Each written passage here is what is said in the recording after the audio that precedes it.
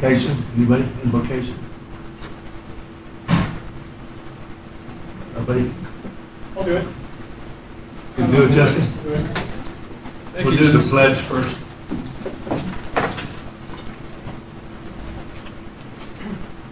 Pledge allegiance To the flag of the United States of America and to the republic for which it stands, one nation, under God, indivisible, with liberty and justice for all.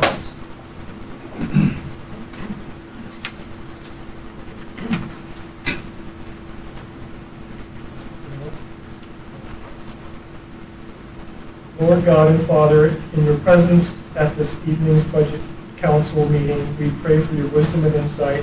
We pray the Lord bless you. We pray, Lord, that you bless our nation, our state, our town, and our surrounding areas, that we may all prosper. And we do thank you in the name of Jesus. Amen. Amen. Thank you, Jesse.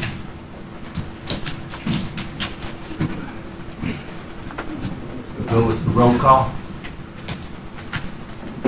Mayor Madrid, Here. Vice Mayor Gonzalez, Present. Councilmember Medina, Present. Councilmember Moat, Here. Councilmember Ryman, Excused. Councilmember Sosh, Present. and Councilmember Stewart. Here. We have a quorum. Thank you.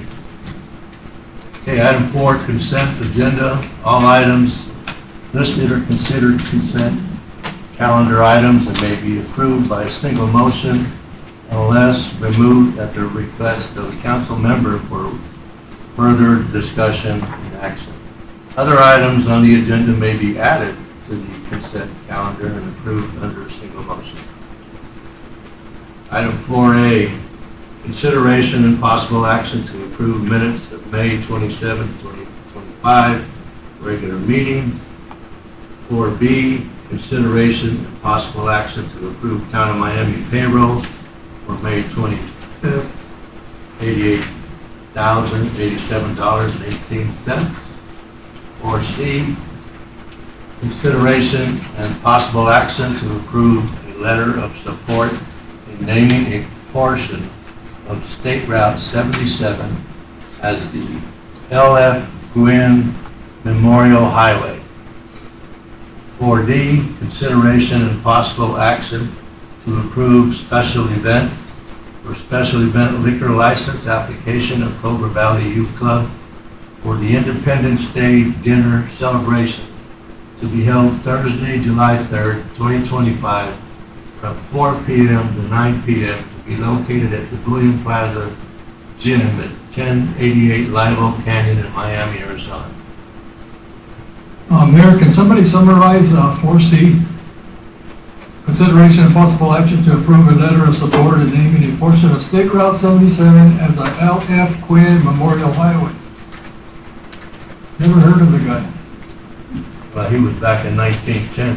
1910. we were questioning him. Yes. We had a lot of information here. No, that's why I say summarize it, because we'd be here all night reading all of this. It should be in your letter of support if you want to read the letter of support. That way people know what. Is it here? The letter? The letter of support looks like this. Yeah. Oh, the first part. Should- Yeah.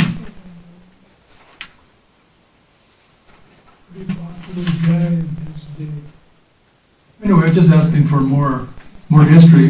We got the 1910 out of it. The letter of support is pretty long. Yes. But anyway, I'm curious what brought this up. I'm not against it, I'm just curious. I'm for history. I love history.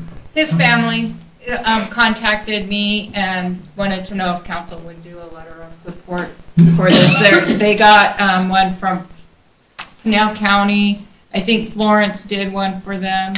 So Did they mention what portion? it might have been in the backup paperwork because I didn't read all of it. Read it.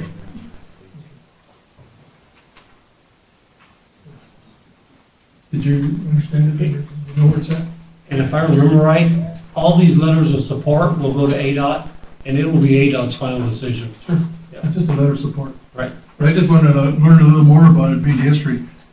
I apologize for not reading all of this. I was really busy with other history information I'm gathering. And there's a photo in your packet. I saw he sent, yeah, Councilman Gonzalez showed it to me just now. And that's him right there. I'm reading a couple of books right now about Arizona mining, old mines and legends and lore. And this would fall right in, and so I'll probably add that to my collection. Very good. Mayor, Yes, go ahead. I'd like to make a motion to approve the consent agenda, items 4A, B, C, and D as stated. Mayor, Second. Mayor, excuse me, Mayor, Yes. could I take the opportunity to speak on item D before you all move forward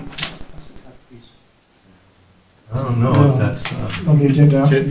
Yeah, Mayor and council, typically for consent agendas, unless an item is removed and then open to discussion, it's one motion, a second, and a vote to approve it. So typically, there's not public comment. It's within the discretion of council, though. It wouldn't violate any open meeting law because it's been noticed. Up to you, just tell 4th of July, so if not, I'll just speak at call in public. okay. All right, Councilman Saas, motion to approve, and Councilman Medina, seconded. If there's no other comments, we'll go forward with the vote. All that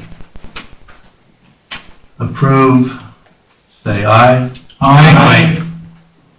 All that disapprove, say nay. The ayes have it. Okay, item 5, committee reports and general demands. Consideration and possible action to approve the general demands for May 16th through May 29th, $32,825.63.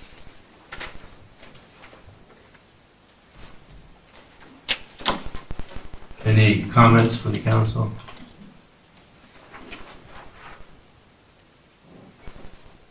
No comments? Mayor, Yes. I'd like to make a motion to approve the reports and general demands, 5A as stated. Second. Okay, Councilman Sauce moved to approve, and Councilman Stewart seconded. Any other comments? We'll move forward to vote. All right, all in favor, say aye. Aye. All opposed, nay. The ayes have it. Reports, recognitions, town manager reports.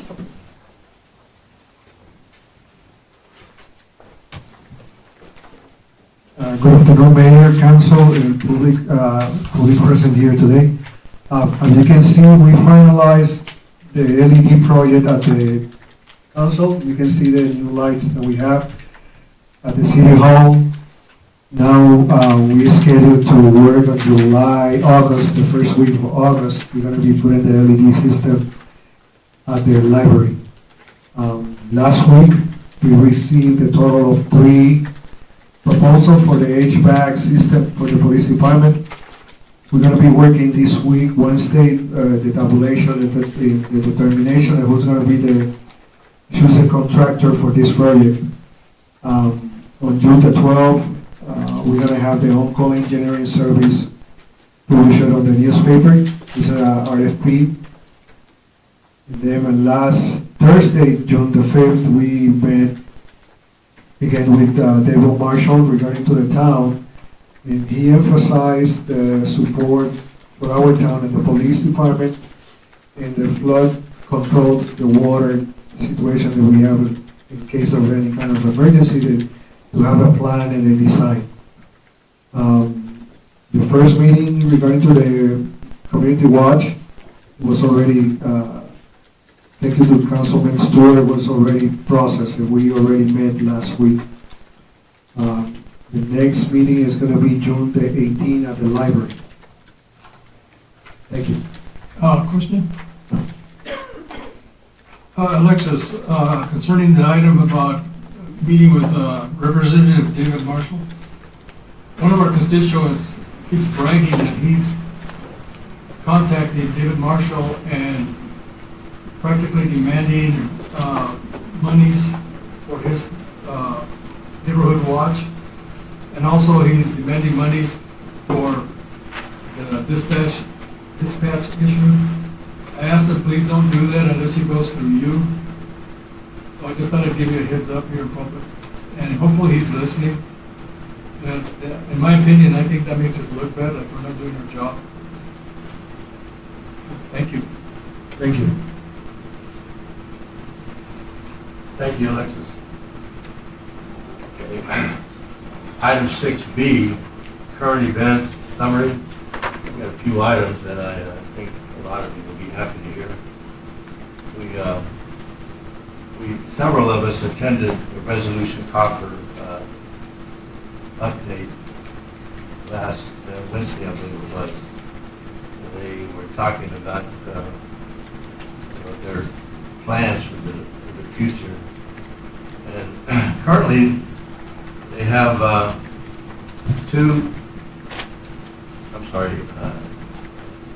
this is Resolution, not Freeport. They have two really good occurrences that's working their way in order to get the permits they need to start mining, hopefully by the end of the year. They've got the environmental permit. They've got going forward with the Supreme Court and their ruling on the land trade-offs was in their favor. So it's looking really good for them. We hope that all of the entities involved over the years will sign off before the end of the year and get the permit to start mining. That'll open up 3,000 jobs. That is a big opportunity for our town. I mean, when you're talking about the mine being out close to Superior, there's going to be people that want to live here, want to live in Globe, want to live in Superior, and to work in that mine. So we've got an opportunity to really develop our housing projects as we move forward with our strategic plan. And then the other mining company that I started talking about was Freeport, community partnership panel we had last Wednesday. They want to increase their production by about 60%. That's a pretty huge increase. That's their target. And right now, they have 950 employees working for them. And they want to increase it now to 110. So that's 60 job openings that are available right now. As they move forward, they'll probably increase as well. And also there was a class of 73 organization that was helping us a lot with the Young Hill work that we've been doing. And they've been talking about adding to the Veterans Monument here. They have a lot of the families in that class and friends that have veterans would want to get their veterans on some bricks up there. And so they're laying out a plan, and they want us to put them on the agenda, and he'll be coming to see you, Karen, about filling out the form. But we want to get him on the agenda for the next meeting, and he's going to give us a lot of information on the approach and so forth. They want to do it in the Veterans Holiday. I think it's somewhere out in November. I Is it the 15th? Better. Okay. So they want to do that and have a ceremonial type dinner. So while they're laying the bricks for each of these veterans, they're going to be serving food and so forth as well. So we'll get a lot more detail on that in the next meeting. I just wanted to give you a heads up. And the last comment I have here, I think that was, National Flag Day is coming up this Saturday. Just as a reminder, to get our flags up and hope to see a lot more. I'd like to see a flag put up around the M Hill as we move forward the next fall. Okay, was there any comments on that? All right, item 7, call to the public pursuant to Arizona Revised Statutes 38-431.01H. At this time, members of the public may address the town council on any issue within the council's jurisdiction that is not on the agenda. There's a 3-minute limit for each speaker. The council's response is limited to responding to criticism, asking staff to review a matter commented upon, or ask that a matter be put on a future agenda. Council members are not permitted to discuss or take legal action on a matter raised during the public call to public. Mayor, before call to the public, I had a comment to make under the council. Wanted to address the palm trees at the library. Looking very good, trimmed up.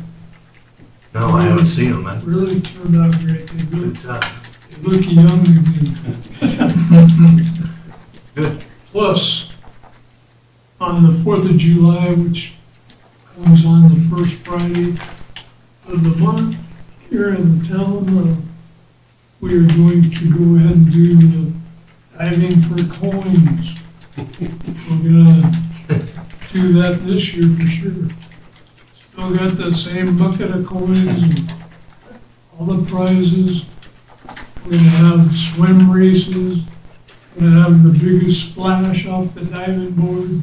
It's gonna be a lot of fun for the youth and the community.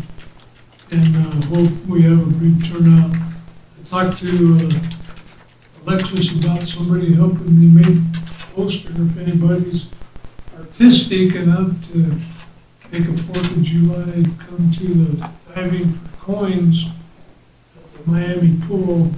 I need to do that. I'm not very artistic. So I'll get back with you on that, Alexis. Big to-dos on the 4th of July. Yeah, thank you. Anyone else? All right, let's go with call to public.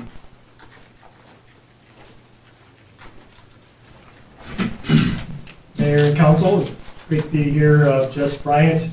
I'm here tonight on behalf of the Cobra Valley Independence Day celebration. Once again, as the councilman just pointed out, that time is here. We're less than a month away from Independence Day, July 4th. And this is a very special year, whether everybody realizes it or not.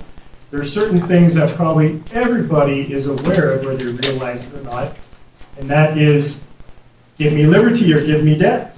Right? Everybody's heard that. That 250th anniversary of that speech by Patrick Henry fell in March of this year. The famous ride of Paul Revere, that happened on April 18th, 1775, 250 years ago this year. And the battles of Lexington and Concord, which kicked off the American Revolution 250 years ago this year. So this is a very special year that we are celebrating with our Independence Day celebration. And all of us share in that heritage, no matter where our ancestors came from. And consequently, we all have a duty to pay homage to these sacred days of remembrance: Memorial Day, Veterans Day, Independence Day. Whatever else you do on that weekend, you need to come be a part of the celebration. We have the Liberty Dinner, which tickets are available. We're selling them for $35 for ribeye steak right now. Come meet Globe Miami native federal court judge Douglas L. Reyes. Hear him speak about his life and what got him to the bench. And so that'll be the night of the 3rd. Morning of the 4th, July, we will have our Independence Day Parade. Get your family, your home, your local organization, your car club, your ATV club, your karate school, anything. Get in the parade, advertise yourself, let the public know, show them that you care about your independence as Americans. And so afterwards, we'll have our first annual Independence Festival, which will have music and hamburgers and hot dogs, as well as a salsa contest. No, not the dancing. And so enter if you like. Enter, see if you have the best salsa around here. That will be immediately following the parade on July 4th. Saturday, we'll have our 2nd annual Old Town Fair. So we invite all of our local craftsmen. If you are building something, making something, growing something, baking something with your hands, come showcase that. Show it off, sell it, whatever you like. We will also have our 2nd annual rib cook-off. So get involved with that as well. There's up to $1,000 in grand prize for the rib cook-off. Our local contestants or even from outside of the area, you cook the best ribs. So we'll have judges judging all that. So along with what's going on at the swimming pool there, and also Stephen Palmer is going to have on the day of the 4th a disc golf tournament, so you can get involved with that as well. So we have lots of great things planned this year for the Cobra Valley Independence Day celebration and our 250th anniversary of the American Revolution. So I'd like to invite everybody, get a hold of me, get a hold of what I do, you know how to get a hold of me, and let's make this the biggest and best ever. Thank you. Thank you, Jesse. Anyone else? Public?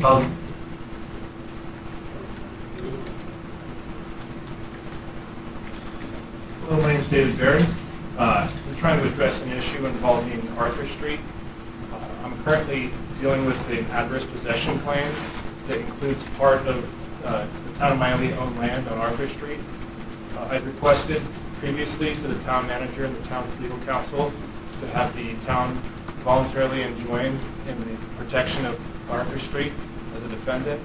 I've just provided them evidence and documentation showing that a chunk of the area attempted to be taken through adverse possession does include part of Arthur Street, which is owned by the town of Miami. I haven't gotten any meaningful action taken to assist with this, and I'm reaching out to the council today to do that. I've been trying to, provide housing in this area. I've purchased a number of lots in this area, and with all the miners coming in, it would be beneficial to actually get some assistance in providing housing. I've developed some rentals in the area and been successful with those, but I've been cut short on my efforts for a number of different reasons. But once again, I'm requesting that the council look into being added as a defendant in a case to protect public property from adverse possession. And I provided that information to the town manager through email and to the town's legal counsel as well. Thank you for your time. Thank you. Alexis, can we look into that? Get back to you. Anyone else? Okay, we'll move on. Unfinished business. Item 8A, Alexis.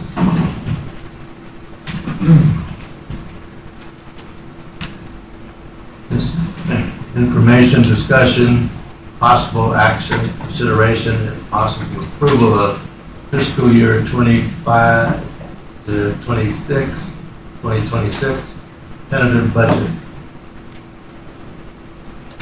Mayor and council, at this point, I want to pursue the approval of the tentative budget for 2025-2026 town of Miami. Is there any question regarding to the present budget? I have some. I'm sure some of the other councilmen do. The retroactive pay that we talked about when we paused increases for our staff, have we taken care of that in this?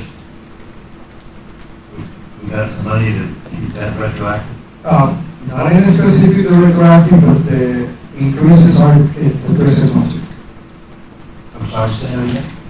Not the retroactive, because on 2024, 2025, we allocate fundings and we do some increases. But when I present the letter regarding to the limitation of funding at that moment, I wasn't specific in action of the mayor and council to move any secondary approval of funding or salary increase to hold down. But at this time, on 2025, 2026, we have allocated funding for salaries. We do. Yes. Okay, thank you. Got a few more.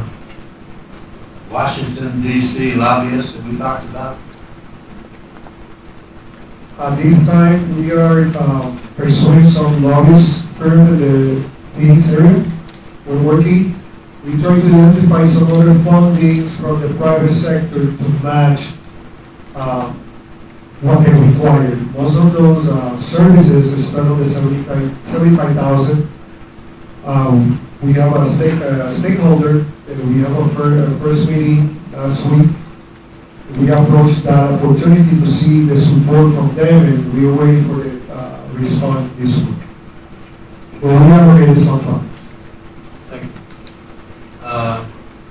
Law enforcement questions.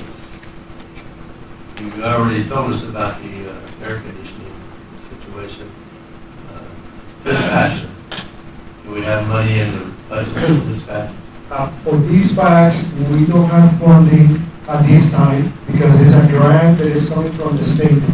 We need to analyze the infrastructure of the police department to see where we are, how much is necessary for the improvement, phone lines, equipment, computers, to apply for that grant from the state of Arizona. That means nothing this year. No, because it's already closed, the funding opportunity. We need to start on March 2026. I don't know how the rest of the council would feel about this. I'm sure there's a serious concern. We know that our citizens are at risk without a dispatcher. What we've got right now isn't as safe as it needs to be. The system that we're implementing, and I gotta believe, Alexis, maybe I'm just relaying to my own private sector background. There's always contingency money. There's always a way to get something if it's extremely important. And this one, in my opinion, is extremely important.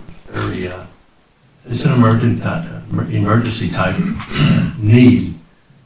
And with all the things that are going on in this world and in Globe and Miami, we really need to take care of this. So I'm going to ask the council if they have anything they want to say about it. But I'm also going to ask if we can. I don't want to push this approval out. I want to get it done today. So we'll begin with a vote to amend.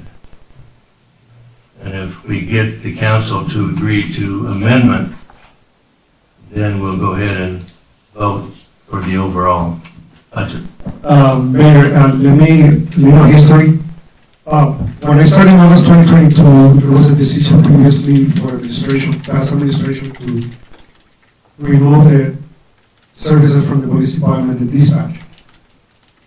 Year passed, and the state of Arizona established some new laws from DPS agency to how to maintain the dispatch services technology-wise. And that's what we don't know until we have a study done by indirect agency to what is required funding-wise, cost-wise, for the town of Miami to updating their system. We don't know, it can be 100,000, $500,000. We don't have that, that's the reason we need to conduct that. Starting October 1st, we need to start finding an opportunity to find out how much it is for the application before March 1st, 2026. Because right now, we don't know how much it's gonna cost. We made some improvement on radio, yes, in 2024, 2023, 2024. But right now, we need new phone lines that provide the direct service, not connected to the internet. We need new servers, we need multiple elements of the technology. I hear what you're saying, I really do. But there's also access to, we used to call it a swag, and I won't tell you what, the scientific wild something, yes, our estimate. Because we need to have money in there and we need to get this thing started. I don't understand the complexity of putting in a dispatch system. And I'm not doubting what you're saying needs to be done.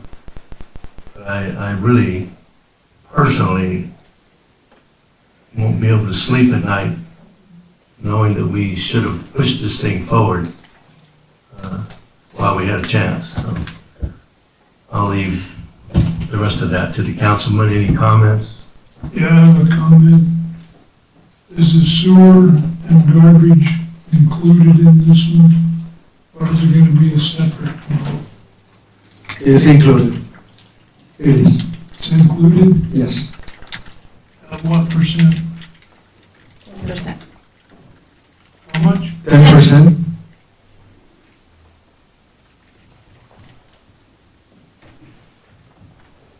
Anyone else? A question. So, with the budget, as I understand it, if we have an opportunity for funds, let's say from the private sector, an unexpected opportunity, and we didn't plan for it in the budget, we can't use that opportunity because it has not been budgeted. Is that a fair statement? No, we have $1 million established. Can be more. But, like I said, when I was researching the process for retake and put back our dispatch, they have more than 20 line items that need to be in place. And I don't know financially if it can be more than $1 million. But we can start the process? Yes, we can start the process. But at the same time, mayor and council are requesting more police, more equipment, you know, and that's what we're trying to create a balance. So we do have some money. Yes. Okay, good. We can get started. Let's roll with that, okay? Yes. Good. Alexis, so the packet that we got in our backups, does this get published, this whole packet, for the budget, or what gets published? The project, as soon as it's approved, But is this what we have in our backup, does it get published on our website and to the state? yes. The schedules A through G is what will be published. So not the whole packet, just the schedules that are in the front that say Schedule A, Schedule B. Oh, okay. The one in blue, Okay. that is in blue? Yes. All right. Because on the tentative budget, I just wanted to make sure that we adjusted that increase and decrease on page 2 on the budget. But if that's not going to be included in there, it's probably going to be irrelevant. Page 2, between the adopted and the proposed, the increase and decrease, those numbers are not accurate. Yeah, you're talking about the percentage wise of those, values. Yes. And I know we had a previous discussion on that, and it's really getting adjusted, so I didn't want it to be posted and not be corrected, but it's not going to be posted, it should be relevant. No, it's going to present the numbers, only not the percentage wise. When you see your blue documents, Okay. you're going to see that it's number wise, but it's going to be the previous and the present proposal budget.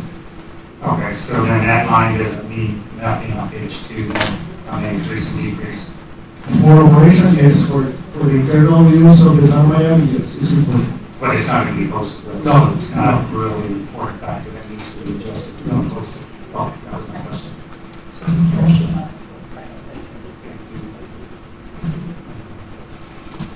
Any other comments?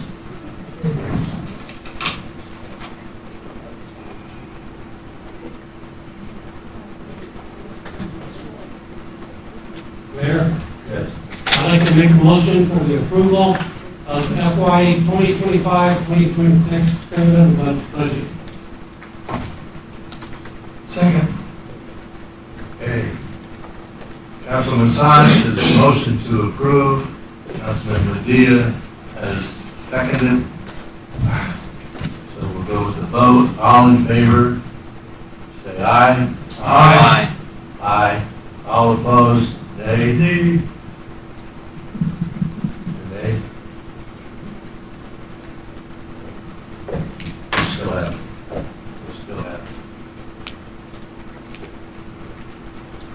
Councilman Need, nay. Do I have just one name?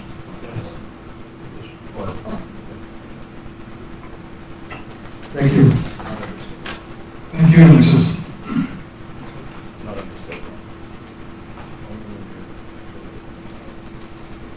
Okay, item number 9A, Fidelis Garcia. Information, discussion only, project report, and discussion regarding Inspiration Housing Project. Good evening, Mayor and council, members of the public. Is this on? Is it green? It's green? Yeah. Thank you. Thanks for having us out. We really appreciate this opportunity to give you an update on the Miami Inspiration Project.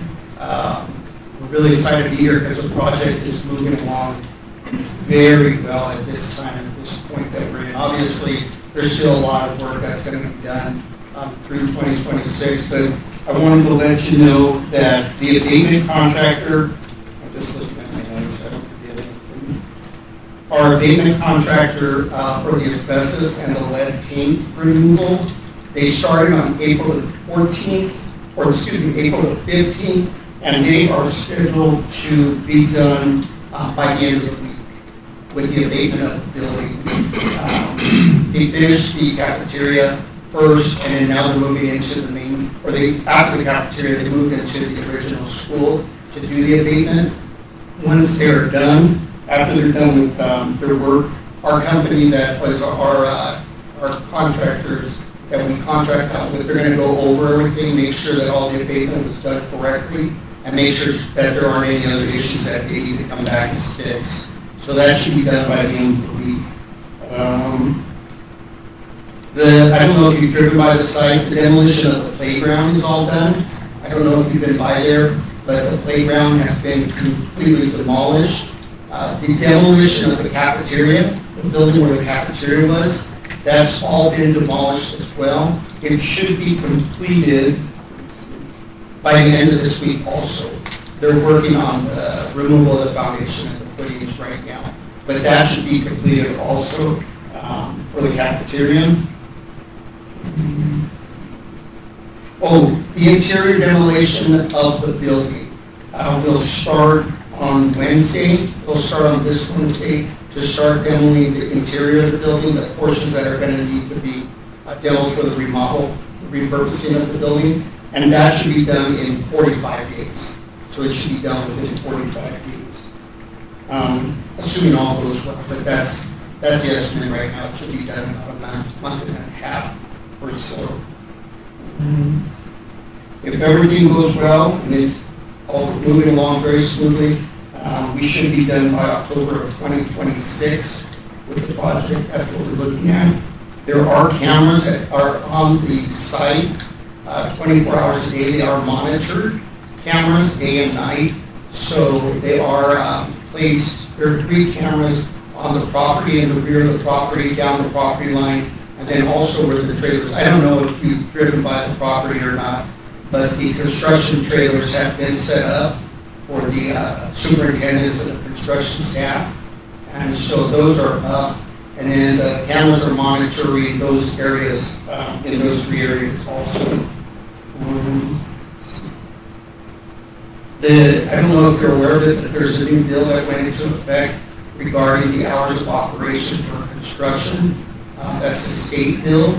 And so the hours have been from 5 a.m. till 7 p.m. the allowable times from May 1st to October the 15th. So we are, obviously because we're in a neighborhood, we're trying not to start at 5 a.m. at all. We're trying to get all of our contractors to be on site at 6 because we're trying, obviously we're in the neighborhood and we're trying to be good neighbors. There are some contractors, depending on their schedule, that may have to adjust that earlier, but we're trying to keep them on target to start at 6. Their work, so that way they're not starting so early in the neighborhood. There is going to probably be some times that'll be a little earlier because of the concrete. The concrete needs to be laid. But I'll give Alexis a heads up, and those, Alexis, Josh, and Ruben a heads up. If we anticipate that they have to come out, if they tell us they have to come out earlier and lay the concrete.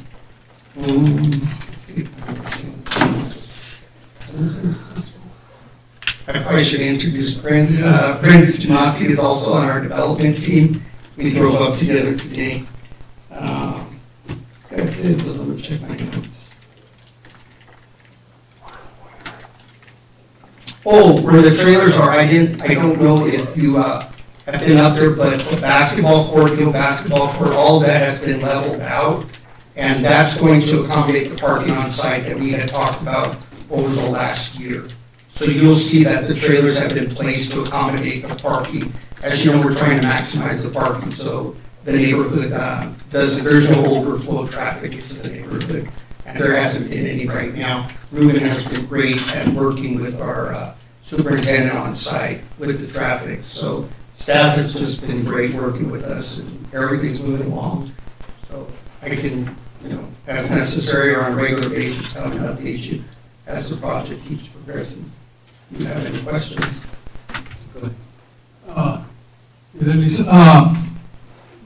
I'm sure we all got a communication concerning that trailer that you're talking about that was too close to the wall of one of the neighbors, and that the conversations that were going on in there was reverberating into their living room or whatever, and they couldn't sleep during the day. Did you guys take care of that, or did you receive any complaint? I have not heard of anything. I got a second. I don't remember if we met with you, Alexis, if we talked about that or not, the trailers. I don't remember, I don't think, but we got wind about it. I was never contacted. It came from Bunny, the neighbor. She has not reached out to me. I've given her a card when we've been here.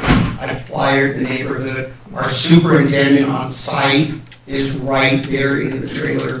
She's never reached out to us. That sounds strange. Usually that's the first step. Well, that's what we were hoping, but the placement of the trailers, I understand that there was a concern about the generator near the house. It's a whisper quiet. It's the quietest generator that you can get. So we've gotten a quiet generator. The placement of the trailers, again, was to maximize the parking. So they're about 20 feet from her. They're close to the wall, but they're about 20 feet from her front door. But they have to be placed like that because of the parking spaces. But I'm sure she'd like us to address it to you, and we've done that, so. Yeah, they're gonna have to stay where they're at, Councilman. Thank you. Yes, go ahead. So, Corvallis, is there a possibility, once the demolition up in the cafeteria and the playground is done, to move those trailers up there? And this way we can accommodate and help our neighbors in that area. And this goes back to the parking situation, because I don't know if you recall, Councilman, the parking was a big issue of getting the spaces available for the workers that were gonna be up there. And so all of that rear where the playground was is gonna all be used for parking for the employees on site. Because the way it's designed is it's maximizing, it's giving us the maximum amount of spaces for the employees that are gonna be on site. That's why the trailers were placed where they're at. So you guys don't have employees right now then? There are abatement contractor employees that have been up there, but the parking has been, they've been able to park where the playground was. So how many more employees are you planning on bringing in after the abatement is over? So if you got 15 abatement, I'm just throwing numbers out there, and you have 30 coming in to do the work, what's the numbers? What's the difference? There has been, it depends on each subcontractor that's gonna be on site. The general contractor, there's typically only the superintendent that's on site and maybe a project manager that comes up every now and then. The abatement contractors, I think there was 7 individuals that were working on the job site to abate the property, so I know it wasn't more than 10. I don't even think it was 10, was it? Yeah, it was only 7 or 8 gentlemen. So it depends on each. The demo contractor they just had 2 individuals that were operating the equipment. So I think they had 2, maybe 3 employees on site. So there hasn't been the framers or the other, where you get into more, the drywallers, all of those types of trades that typically have more men on the job site. We haven't gotten to that point with the subs. So we're trying to minimize all of that with the subs. Right now, because of the order that it's going in, the numbers just haven't been there, and each of the subs right now hasn't, like I said, they've had less than 10 employees on site. So what do you anticipate? We'll just have to figure that out when the contractors come up. So, We do have, because I know there were questions about where they're gonna park, and we have a laydown lot now. I don't know if you've seen the fencing around the church. So we've entered into an agreement with the church, so there's a laydown lot there too, where there will be parking, overflow parking. so may I ask a question? How many parking spaces are you planning for up there on site? You mean when the development is done? How many parking places will you have on There's site for only- employees? 10, 20, 30? I think it was 20, and I'm sorry, I should know Okay. that. But I think 20 is the last, do you remember, Josh? I remember. So, It was 20, I believe. so then you place the trailers to maximize the parking for your Right. employees. How many spaces does a trailer take up? So if you move a trailer into that parking area, how many spaces do you lose? Well, the way it was 20, the original way it was designed, so I can't answer the question because it was never designed without the trailers there. I guess if the trailers weren't there, hypothetically, I don't know, maybe 4, Well, 5. let's just say that we're talking about the hypothetical trailer that's close to this constituent's home. Okay, So let's say that was moved up into that parking lot, so you're looking at 4 places? Give or take, 4, maybe 5, worst case? I don't know, Councilman, I have to talk to the GC on site.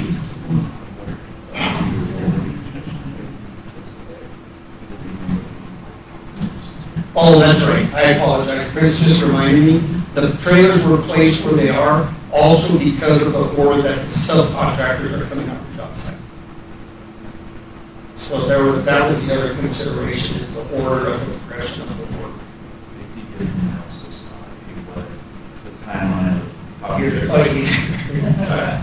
Fidelis is way better at this than me, so that's all we have in this week, and he's more handsome, so. I doubt that. But they did a pretty extensive analysis based on construction, what needs to happen first in order to have the least amount of construction time total. So that weighed into where the trailers go. So for instance, we know that, hey, that new building, or the cafeteria, we just demoed that. And of course, that is going to be one of the things that we'll start working on next, erecting a new building over there. And paving the parking lot, the new parking lot over there is going to come up soon after. So therefore, analyzing, hey, what needs to happen first sequentially, what space is going to be available the longest, so we're not moving that trailer every month or two to a space that we're not occupying. So after their analysis said that, hey, this is the best part for the trailer to be, so we're not moving that trailer across the site during construction to just be out of the way. So that's all I was concerned. And that's what was laid out originally, Councilman, is where the trailer placement was gonna be. So this isn't something where we just came and said, oh, we're just gonna put the trailer here. The maximization of the spaces and the placement of the trailers, all of that has been for a very long But, time. you know, and I get it, but, you know, I was elected here by a constituent, and so I have to be their voice, and, you know, Councilman Medina did a good job of voicing her concern.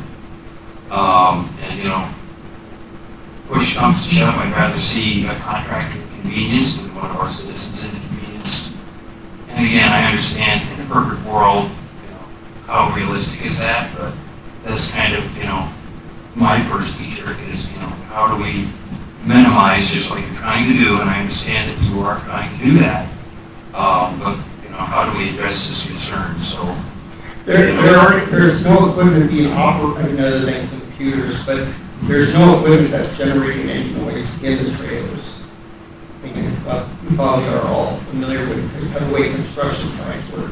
So it's just the conversations with the superintendent and the subs that come in, having their weekly construction meetings. The superintendent that's on site, or the project manager that's on site every day. So basically, comes with just conversations that are coming out of the trailer. Yeah. Because the concern, I know, and I'm getting all this third information because we were never approached. sure, But I think the other concern Bunny had was the generators. That's why we placed the generators as far as we could from the trailer, because that's where the most noise would be coming from. I see. So the generator itself, that is, and it's actually gonna go away because we're gonna get temporary power. We're in the process of getting that from APS, so it'll be temporary power that's gonna go to the job site. So the generators are gonna go away. Any particular idea of a timeline on that? The thing that's holding everything up right now is because of the supply chain, the equipment. That's the only thing. If we had the equipment, we might could get it done within the next 10 days. I see, okay. But it's getting the equipment in, that's taking the time. So, but that's, so the generators are gonna go away, we're just waiting for the equipment to, they're not gonna be there through 2026. Got it, okay. So those aren't gonna be running all the time. And like I said, right now, we've placed them as far as we can, so that they're not right up against the property line or anything like that.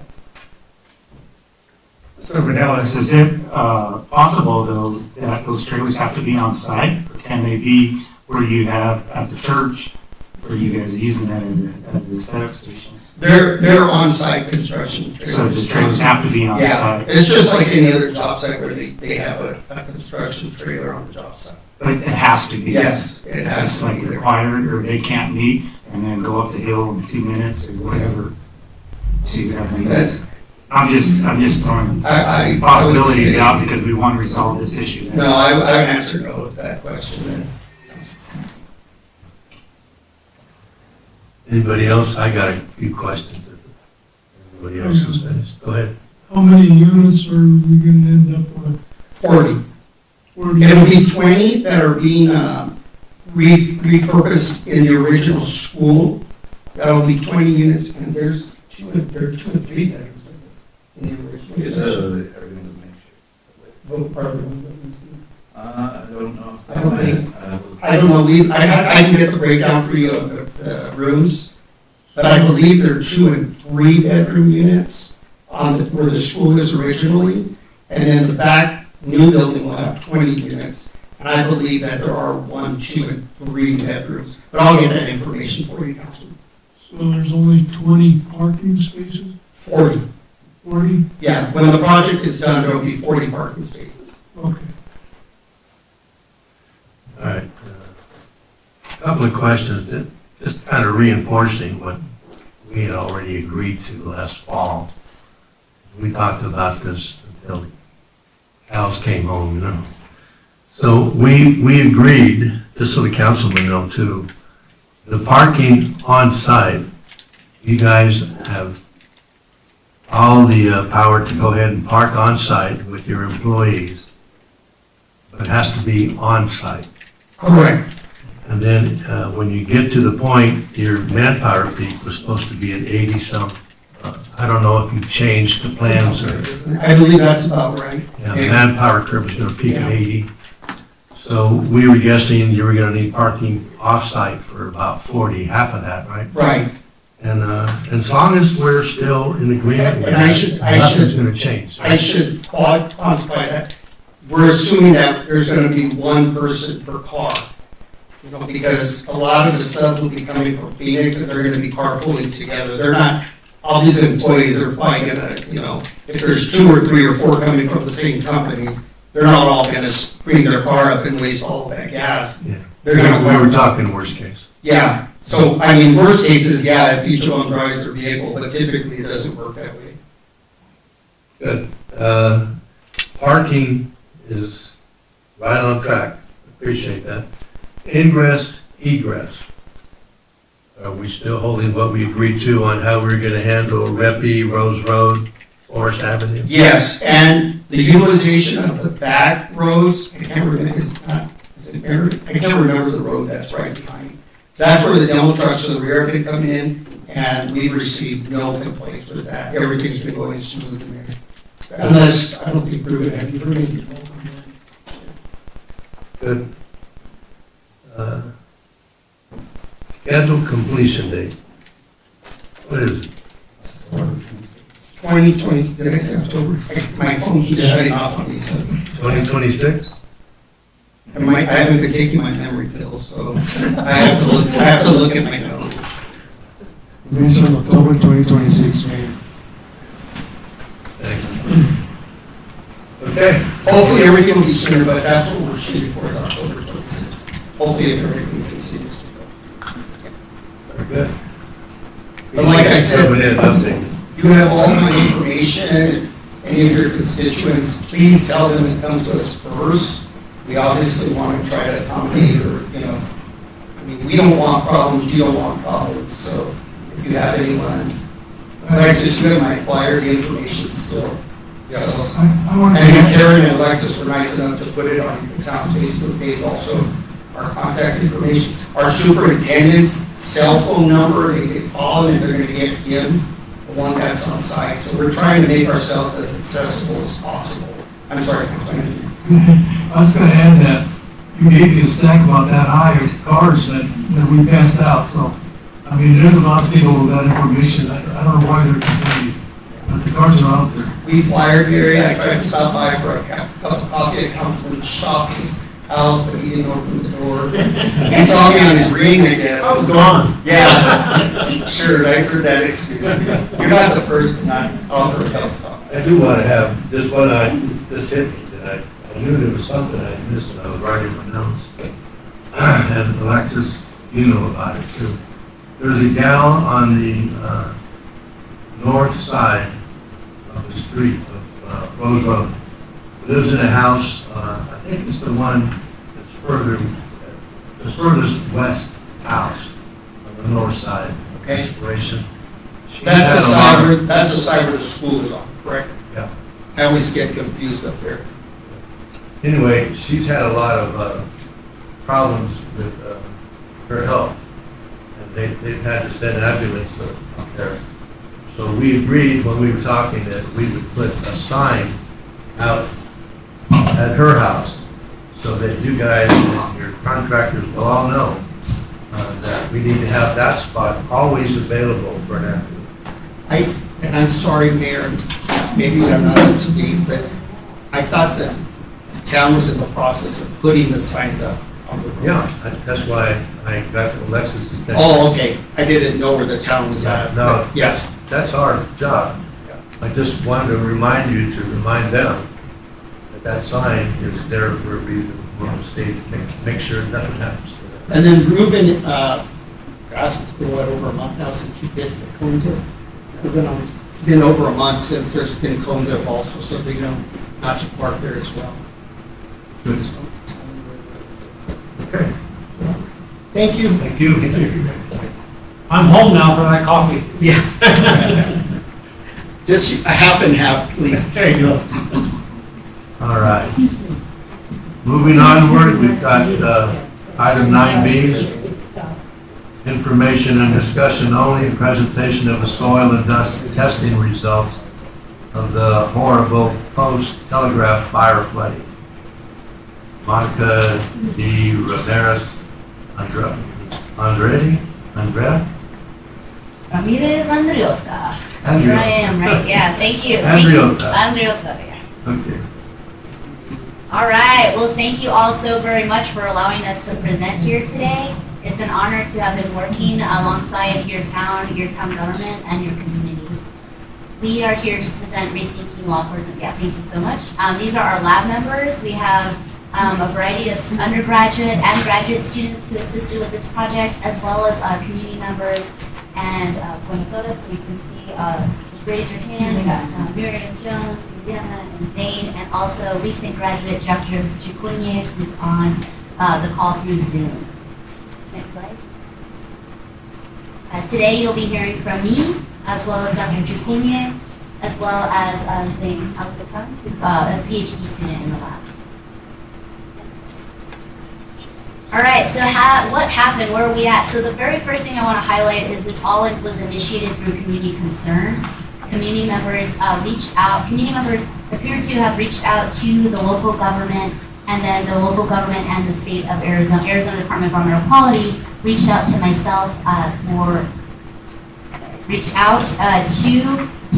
to me in my lab to look at with the research questions. Next slide. So actually go back really quick. So I just want to show you like the overall timeline here is like recognizing that community concern really started right in 2021.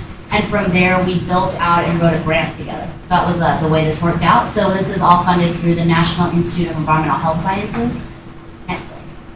And so the concerns from the community members, rightly so, was recognition that there is resource extraction and releases in the area. And then you had the fire, which we know consumed over almost 200,000 acres, with 37% of the soil burn severity was moderate to high.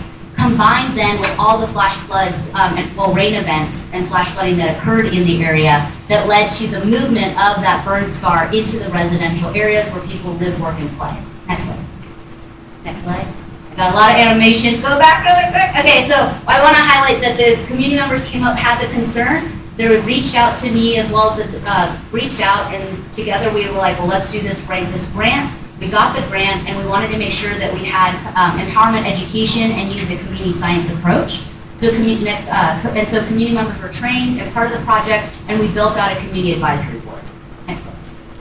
And so here's a map that probably looks better on this screen for you, and also is included in the publications that we gave you. But this is highlighting where it is layering where the burning occurred and showing the burn severity, as well as if we zoom in, you would see where the flooding occurred at different severities. And so we sampled if you look, you can see those like squares, you can see them like enlarged, and you can see the different locations where we sampled. Next slide.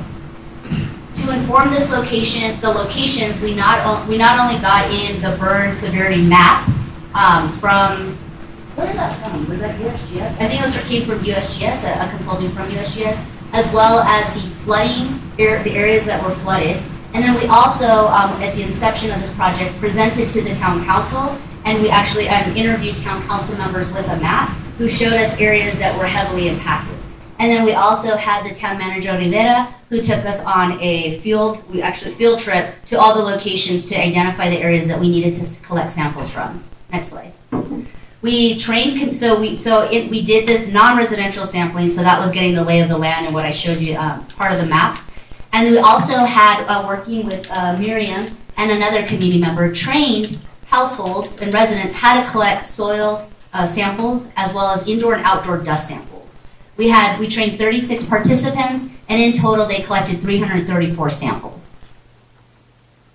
Next slide. You can keep hitting, we have a lot of animation here. So with household sampling, it was really important to do this surface soil as well. So if you keep going, yeah, so we made sure to do the surface soil because we know that is a potential exposure route to children because they are playing, and they're playing on the ground, putting their hands in their mouth as well as toys. And so at each of the residential sites, we collected surface soil as well as indoor and outdoor settled dust samples. And we analyzed, if you go back really quick, we analyzed those samples, as you can see here, for the different groups of contaminants. So you see that we have metals, as well as the polynuclear aromatic hydrocarbons, which are byproducts of combustion and burning. And then we also looked for which is called, maybe you heard PFOS, but this polyphenol alkyl substances. Love saying that one. Love saying it. Next slide. Okay. And then so that was residential. And then when these non-residential areas, we sampled at 3 different depths, again, to account for exposure pathways, but with the hypothesis that the concentration of potential contaminants could change by depth. And so here you can see we measured the same contaminants at the different depths, but we had to, due to funding, you can see the percentage. So all the samples across depths were analyzed for metals, 30% for the PAHs, and then 10% for dioxin and dioxin-like compounds, because that was something that community members kept bringing up, is concerns around dioxins, and because of a previous spraying in the area with Agent Orange. All right, so we did all that work. I don't know if you saw us sampling at any time, or maybe we came to your home, but thank you all if you were part of the project. We built the advisory board, did the analysis, created visualizations, and spent a lot of time with data report back, making sure everyone got their data back. Next slide. So a very important component of all this was building out the board, and the board named themselves the Cobre Valley Community Environmental Advisory Board, and they helped to inform the direction of the research as well as how the data should be reported back to the families and participants. You can see the board members here, and you could also go to our website to learn more. Next slide. And so keep going just for the animation. So we worked with the board to review summary materials and to identify what comparative values to use to interpret the data, as well as to prepare prevention and intervention strategies. Next slide. So now I'm going to go into the data sets. You'll see we're going to talk about concentrations in soil. That'll be represented in milligrams per kilogram. And so that's the milligram of a substance that are in 1 kilogram of a solid, like soil, or another way of thinking about it is parts per million. We'll also talk of micrograms per kilogram, which would be parts per billion, and then we'll also talk about nanograms per kilogram, which is parts per trillion. And for the settled dust, we will be reporting measurements in micrograms per square feet, because what happened is the households, people would set up a frame, and they would just wipe inside that frame to get the concentration of to collect the dust, to then understand the concentration in that area. So that's why the units for settled dust are in square feet, micrograms per square feet. All right, I'm going to pass it to Dr. Chukunye, a recent graduate of the University of Arizona, who's on through Zoom. Hi everybody, thank you so much for being present. Can you all hear me okay? I think so, yes, they're nodding. Oh, okay, good. I cannot see the slides, so I'll try to do this without seeing the slides. The next slide, so for my part of the presentation, I'll be presenting results on the organic contaminants that we tested out in this study.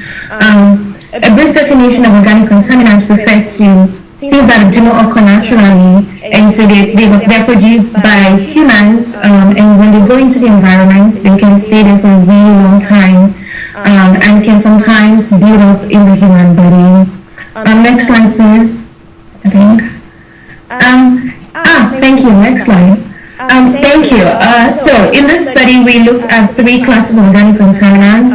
First, polycyclic aromatic hydrocarbons, primarily because of their fires. We also looked at dioxin and dioxin compounds due to Agent Orange spraying. And lastly, due to the landfills and the wastewater treatment plants in the Miami Grove area, we looked at PFAS, also known as forever chemicals, and something that we should all be worried about.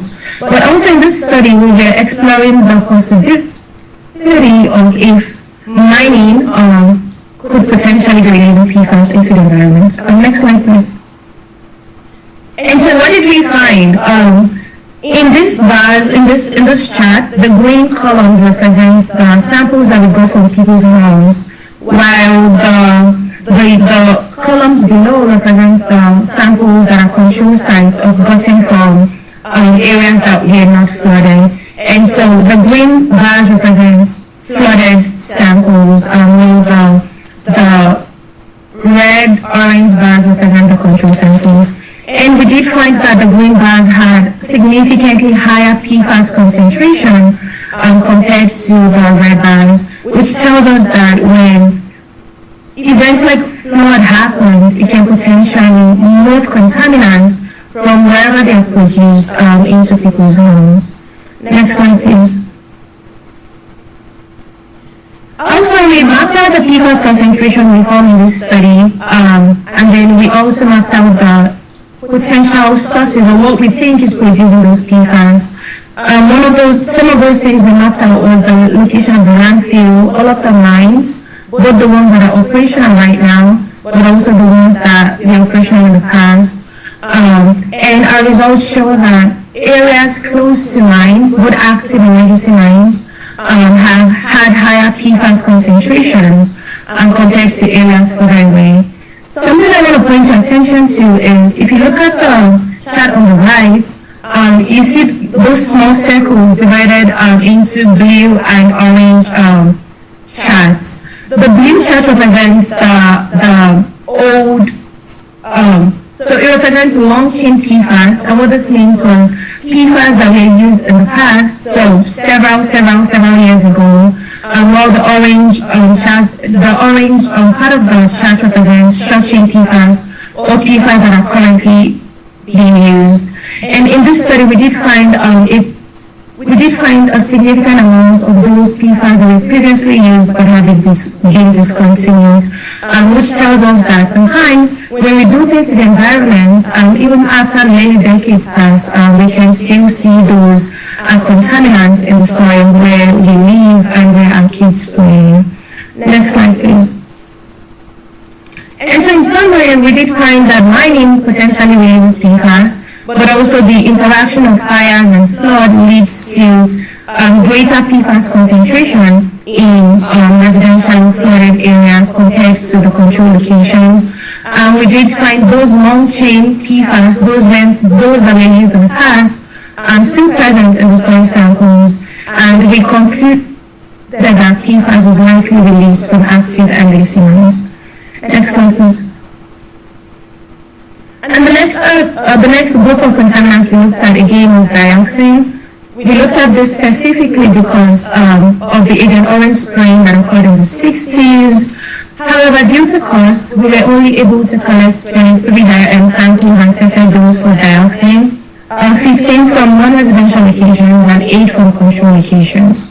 We did find that when we looked at each dioxin compound individually, we found no exceedance, so no sample exceeded the screening level from the US EPA. However, with dioxin study, there's something we do called toxicity equivalent quotient, where we merge all of the dioxin and combine all of that concentration into a single volume. And when we did that, we did find, next slide please.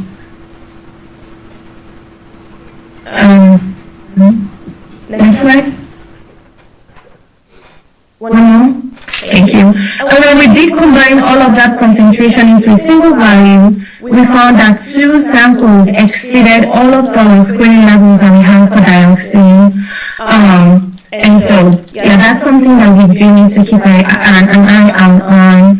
The blue bars in this chart represents the non-residential locations, while the green bars represents the control locations. Again, those locations that were unflooded. We did not find any significant difference between the flooded and unflooded samples for dioxin. Next slide, please. And the last group of organic compounds we looked at was PAHs. PAHs are usually released during burning. This was the one group of contaminants that we tested for comprehensively in residential, non-residential, and control locations. Generally, we did find that the residential soil samples had the highest concentration of PAHs in this study. Non-residential locations again had higher PAHs compared to the cultural locations. For context, the residential and non-residential locations refer to those that were flooded or likely flooded, while the control locations refer to those that were not flooded, to the best of our knowledge. And the chart on the right represents something called source apportionment, where we use pH ratios to determine where exactly those pHs were coming from. And so we applied that calculation to these samples to tell where exactly the pH came from. And the result from our study showed that the pHs in this study was likely from a mixture of the wildfires that occurred, so the Telegraph and Skull fires, but also motor vehicle activity due to fuel combustion. Next slide, please. Alright. Hi everyone, my name is Zain Al-Katan. I'm a PhD candidate at the University of Arizona. So, as Dr. Monica stated in the beginning, they were concerned about where the contaminant came from after the wildfire and flooding. And in this presentation, I will present my latest research, which got published, shout out, that's good, and discuss majorly where the lead come from. And as Dr. Ciccone said, lead as source apportionment, which means source tracking, where's that contaminant is coming from. Along with the Calgary Valley Board Advisory Board and with a community member, we evaluated 3 main questions. Is to understand where lead might come from. Is lead is coming with different other metals? Lead is coming with other buddies, friends, let's call them for now. And if the flooding happened back in 2021 has actually brought those metal and metalloid from the wildfire region to the residential and non-residential area across the globe and Miami region. So to understand the state of lead in those communities, first we need to understand if lead is actually higher in those flooded regions. And as stated previously, flooded region mainly are the residential region, and we do see the pattern where when we compare the flooded area and residential as indicated by the shaded yellow color with an unflooded area in the residential as shaded indicated by the purple color, we can see that significant concentration, which means lead is way higher than 90% of the lead occurred in the other region, which is the unflooded. But what does that tell us when we compare the overall lead concentration? We do generally see that lead in the residential area, which is the shaded area compared to the unshaded area to the right side, is way higher, which tells us there is a problem in the residential area compared to the non-residential area, particularly due to flooding. Next, please. So, what methodology we would like to apply? We sat down with a community member and we asked them, what do you guys want to know? And we set those 3 research as we stated in the first slide. But at the same time, when we want to translate science, is not easy. We are, as a scientist, we deal with numbers every day, but how can I translate that to a simple language so the public can understand? We use something called lead isotope fingerprint. Can we go back, please? Yeah, and a fingerprint basically is like your hand. If you see your hand, each finger is different by its print, right? And lead isotope follow the same concept, where the formation of the soil over the geological time, we talked about millions and billions of years, that brought different lead from different regions. What does that tell you? Lead in California is different than lead in Arizona. Your fingerprint to the left side is different to your fingerprint to the right side, and so on. Using that concept, we plotted in a diagram where the x-axis and the y-axis are 2 different ratios of the lead. And those lead, when you plot them, will come as dots. But how can I translate those dots to a fingerprint or to a boundary? So by drawing the boundary around them, we can see that those dots can translate to basically that fingerprint to the right side, which represents coal. A sample that's set inside that boundary or fingerprint is said to come from coal, but a sample that outside that boundary is not coming from the coal, basically, or other source of lead. So using that concept, next slide please. Using that, Can you speak into the microphone? oh yeah, sorry. So using that concept, basically we put all the potential source in the Gila County, specifically Globe and Miami, and we translate that diagram to a table because numbers are easy to visualize. And when we compare to non-residential and residential sample, we can see a very good alignment between lead coming from wildfire, lead-based paint, coal, leaded gasoline, and mining to the residential sample. Those are samples said to be flooded, but they are not residential. What about the residential sample? When we compare to the residential sample, we saw that only wildfire was very distinct to the lead in those regions. However, we did conduct a further analysis where we run a model and we saw that lead is correlated with the proximity to the closest source of anthropogenic. Keep going, please. So, moving along to the dust, here we analyze dust, as we said, Dr. Marquez, at the beginning, we analyzed it for indoor and outdoor. We saw more lead coming, more lead correlated to anthropogenic source to the outdoor dust compared to the indoor dust. And that kind of obvious. People tend to clean the house, mopping the house, removing that dust, but outdoor dust stays on the same and keep accumulating over time. So it makes sense that you see more alignment with the outdoor dust compared to the indoor dust. Next, please. So we answer one question, where lead is coming from through different environmental media, dust, indoor and outdoor dust, and soil as well. But does lead come along with different bodies, as we said at the beginning? And we found that there's a clear correlation between lead and anthropogenic metalloids, such as arsenic, cadmium, copper, cobalt, all the way to zinc, in both non-residential and residential soil. Similar trend was found also, if we recall, outdoor dust coming with a good alignment with different anthropogenic source. Therefore, we found similar correlation with those anthropogenic elements in the outdoor dust. But when it comes to the indoor dust, where we previously saw in the previous table that it did not align with any of the identified sources in the region, however, we saw indoor dust correlate significantly with lithogenic, natural elements that occur in Tonto National Park, like aluminum, iron, and manganese. Next, please. So, to conclude this, to put all of this together, we found that 50% of soil sample, which is the residential sample, in the flooded zone were majorly impacted. 50% of the soil, the residential soil, majorly was impacted by flooding by itself. But when we combine flooding and wildfire together, we find that 25% of lead in soil was impacted by those two climatic events.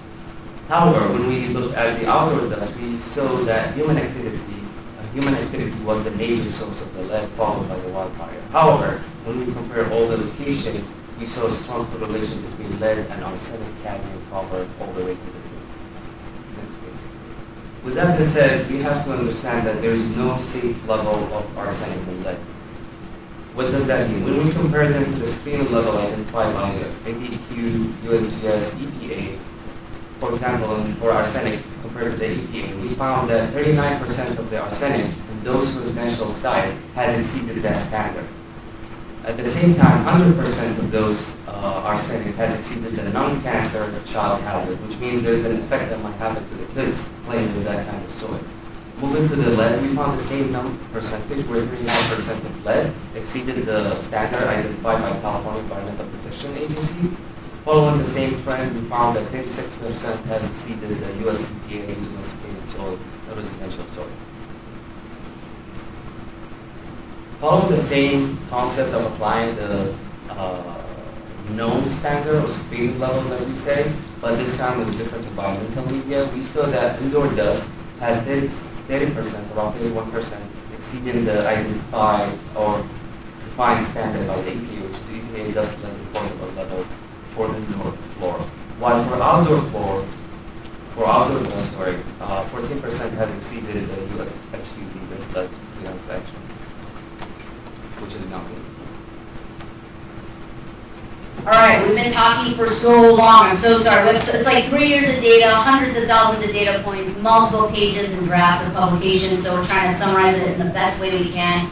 So I'm going to take you all the way back to the timeline to say all that information was analyzed and reported back to community members. We made sure we generated personalized hard copy result booklets in English and Spanish. We generated an interactive website where people can log into the website and see their data set, see the comparative values, and see what to do next if they're concerned, giving them best practices of how to reduce their exposure. Next slide.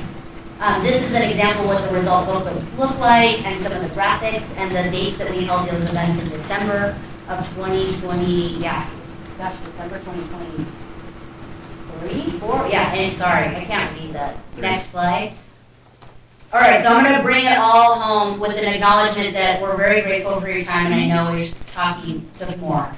What does this all mean? Again, the original community members approached the council, approached the state of Arizona, and wanted to know what is all this material that washed into our community.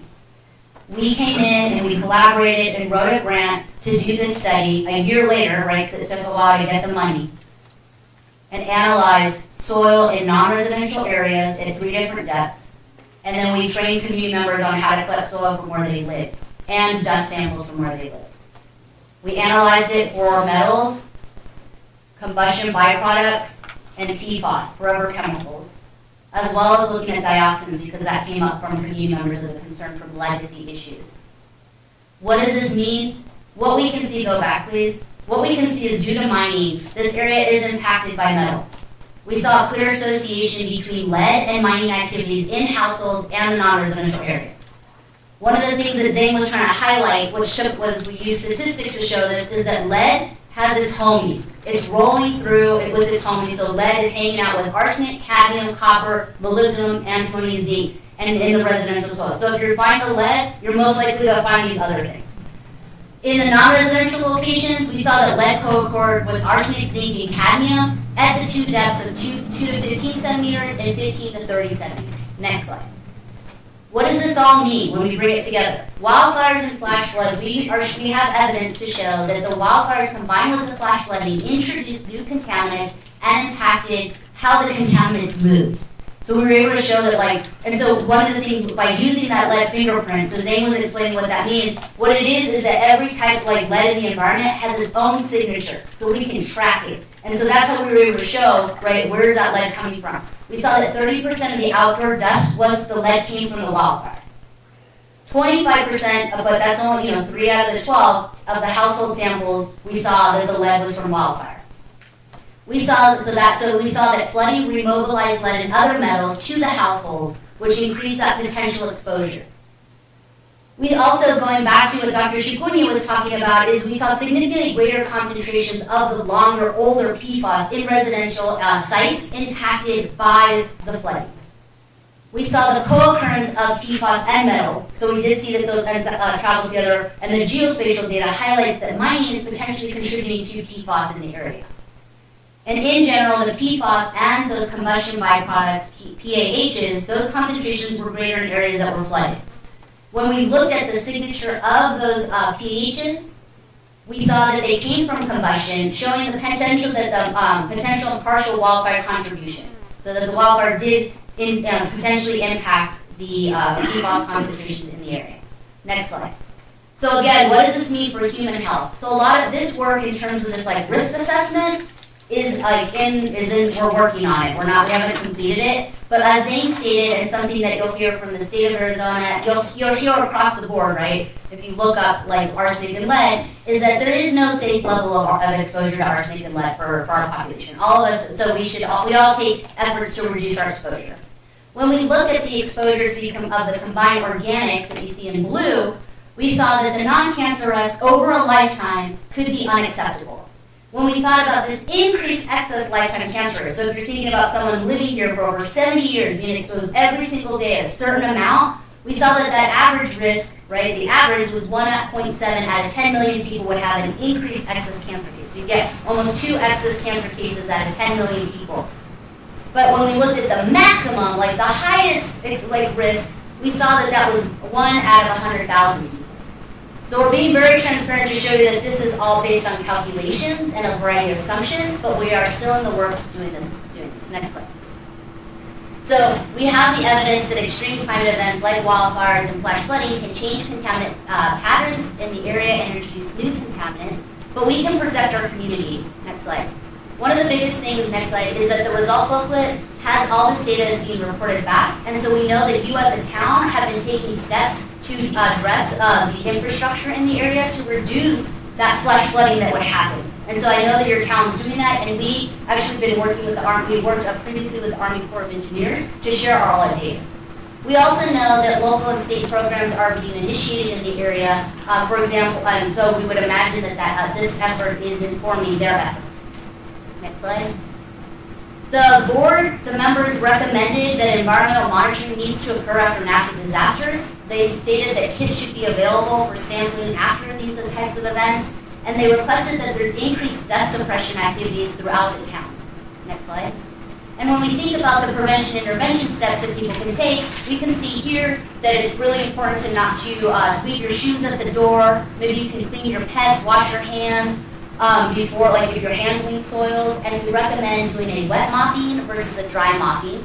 And then also you can see like we have all this information in the back, but to cover bare soil with vegetation so that it can reduce the amount of soil that would be kicked up in the air. We would make sure to keep children's toys and play areas clean, and we would ask that we could work together as a community to reduce essentially dust generation and cover bare soils in the area. We have these types of handouts in the back. Yeah, you can keep going. And that we are done for today right now. We're here to answer questions. Thank you. Thank you, Monica. You know, the lead and arsenic in this area kind of goes with the territory. You doesn't really have to wash down from the mountains. You breathe it all the time. From the hydrogen and the smelter. It's improved a lot. But when you enter the town of Miami, there's that big crane area. That's all fenced off. I had a friend that lived in that area, and it flooded really bad. On your first presentation, when you came a couple of years ago, he said that you took a sample into his yard and his property around the neighborhood. And the town of Miami went and cleaned his yard, all the mud and everything out of his yard. But he never heard back of anything that was in the sample you took. So did you just explain it to us?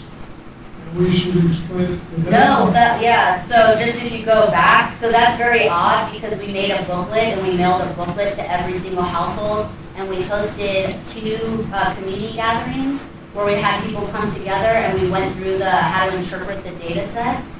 And then we emailed everybody and mailed a letter with a access code so they could go and log into the website and see their data set. So it's very odd to hear that. They should reach out to me because it's like. Do you recall the area, the big crane area? Well, because I wouldn't want to talk about exactly who and where. We do try to respect privacy in the city. Yeah. But yeah, maybe He after. hasn't died yet, so this is okay. Well, I mean, I He think. works around it all the time. So I was just wondering how you followed up. Yeah, can you go back a couple slides? That he did Can you go keep going? make contact, but he told me, it's been over a year that I've seen Keep it. going. I'll show you what the timing is. Monica, are you guys working with the mine as well? So I just wanted to show you here, this shows all the report back we did. And then on the next slide, you can see the dates that we did the report back in the area. So we did 2 events in December, and then we did all the mailings like before these events. So it's very odd to hear that someone didn't receive their booklet. I would expect them to contact me if they didn't receive their, but we can talk afterwards. Are we working with the mine? I think one of the things that was great with having the open advisory board meetings is that Freeport-McMoRan did come to those meetings, and we're reviewing the data, and they actually interviewed me in early January about to inform what they were gonna, it sounded like they were going to initiate, but don't quote me here, a volunteer remediation program with the Arizona Department of Environmental Quality to do residential yard cleanups. And so they interviewed me and I made sure that, to talk about this data set to inform their efforts. They haven't. Okay, yeah, great.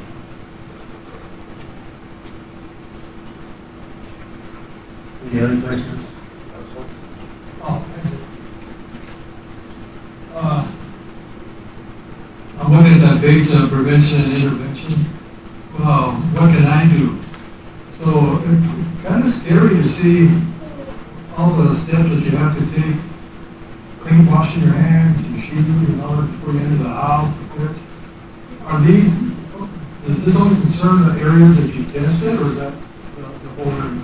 So these, in general, I show this type of, well, number one, I would say that I follow this as just somebody who's trying to avoid bringing in and tracking soil from the outside into my home. So I do this and I wipe my dog down because I'm trying to reduce my exposure to dust in general. And so these are overall best practices that are quite easy and simple for people to take on, and they are recommended for most communities that I partner with. It's very important to give people really quick solutions to reduce any potential exposure. Are you familiar with aluminum oxides? In what form, what way, yeah, so I know about them. Where you work at, that snowy looking stuff that you see on the hill up here, Okay. they tell me that it's not dangerous, not to worry about it. A lot of that dust ends up on our cars on the street that I live at. And they say it's aluminum oxide, it's won't hurt you unless you ingest it. Okay, and we can write that down and look up that, you can look at the chemical formula specifically of what they're using, if that is something you'd like us to do. Yeah, because the concern I have is that many years ago, we used to have a tailings hill on the west side or the east side. And when the winds blew, a lot of that contaminated dust coated the whole town many years ago. Well, now, many years later, we might have the same situation on the west side with these aluminum oxides, when they break up, turn into fine dust coming this way. And I was told years ago not to worry about it, it's not that hazardous. But anyway, I thought I'd bring that up. Thank you for sharing that. Mhm. Thank you. Thank you, Monica. Appreciate it. Very well.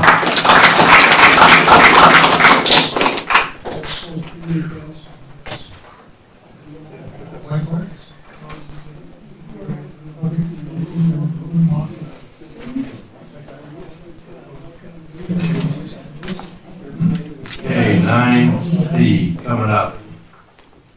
Information, discussion, and possible action. Presentation and possible approval of Town of Miami Strategic Plan of July 1, 2025 through June 30th, 2028. We completed our strategic plan, and we've got it, the finished product in our hand. I hope that all council members gotten it, read through it. The plan is to kick it off with the new fiscal year in July. So we want to go through in the next meeting. I want to get it on the agenda. We want to go through the strategic plan in a sort of a workshop fashion of about 5 o'clock before what day is the next meeting? 24th? 23rd?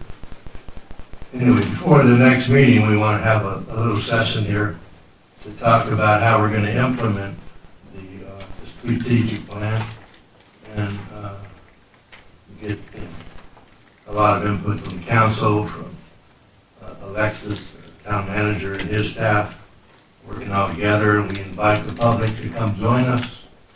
We want to get as much understanding of the best approach in going forward with the strategic plan itself. And one of the big items that I really want to focus on is getting some committees that the League of Cities and Towns mentions quite a bit. And I know that our neighbors, Globe and Superior and some of the others that I visited, are all working together with the town manager and his team and forming committees for different parts of the strategic plan where we can get some support for no extra cost to the town manager and help them oversee the work, talk about the sequence of work, come up with ideas, or, work whatever issues that might pop up in the process, come up with some answers, recommending those answers, all of that. That process is, I've seen it, I've witnessed it, and it is the way that we need to move forward to give Alexis a little break in all the work that he's doing, and add additional resources. So we could add perhaps one councilman on one of the strategic plans, be it the roads or the law enforcement, or whatever, each one of them, we need to have, I think, people that are working with the town manager and his team, from the council, from the town, and even some of his own staff could be in the committee. We would make recommendations. We can't make decisions, but we can offer recommendations to the town manager. And maybe report bi-monthly or quarterly on the progress of how we're doing. And this goes on and on, but I want to try to vote today that our councilmen agree that we should go forward with this next step in the process. And then once we get all that set up in the workshop meeting, we can implement it and move forward. I know that it'll be a kind of a growing process when we start, but if we can get the basic setup and the targets we want for these committees, so to speak. I think that's the way to go, so I'd like to see what the council thinks in the form of we got to approve the strategic plan today anyway, so I just wanted to add that to it. Any comments from the council? Well, did you want to have that meeting? Right before the next meeting, yeah. Maybe start at 5 o'clock. I need an hour and a half before we start the town meeting. It's not going to take long. I'll do some work and get some more drawings, what we want to do and how we want to do it, and work with the town manager. To pass it out to you guys. 23rd. Yeah. So we got to vote for approval, and then we got to get that on the agenda for next meeting. Mayor, if I may,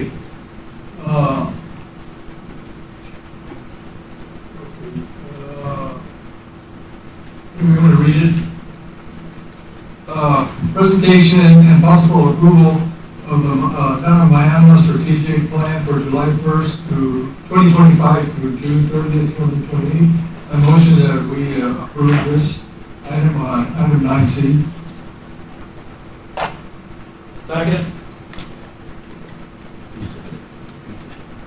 Okay, Councilman Medina, motion to approve strategic plan. And Councilman Thosh, seconded. Any other comments from council before we go? I was going to kind of clarify that workshop would be to clarify the program for all of us. Yeah, the workshop would be, it would certainly include it. Yeah, but would there be any changes possible? Well, what we, like I was saying, what we want to do is get a committee to work with Alexis on each of the major elements. So we get it all covered. We got a lot of, I think there's 5 major elements. We would discuss that at the workshop and then maybe pursue it through another agenda. An agenda item. It depends. We could do that. Picking committees and all that.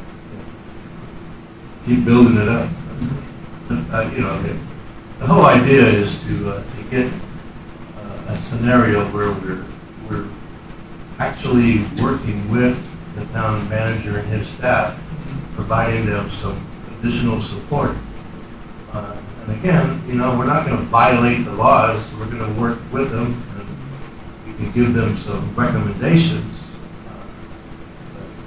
Well, I'd just like to advise the public, here's your chance.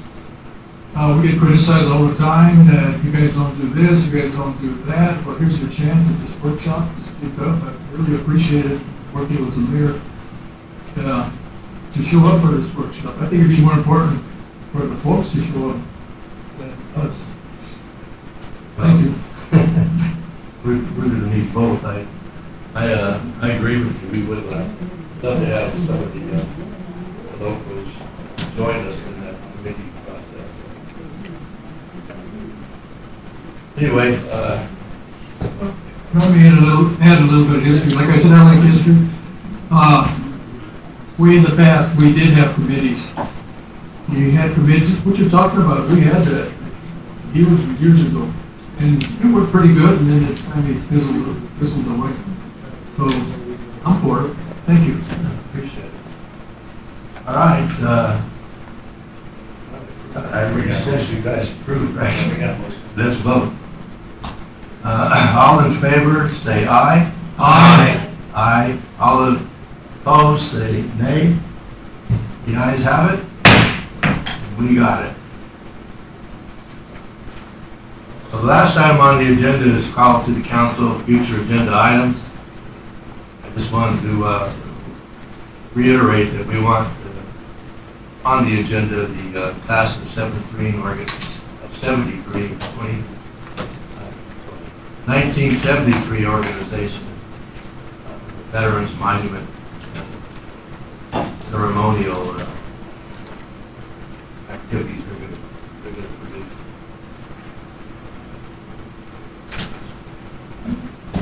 Anybody else? I don't know if there was a follow-up, but last meeting there was a suggestion about something to do with the history. We're working on the agenda. Go ahead. It was a petition for the historical designation of the town of Miami to create a group. We're working on that. Put me on that group. Oh, and I'd like to add that thank you folks for hanging out with us. Appreciate it.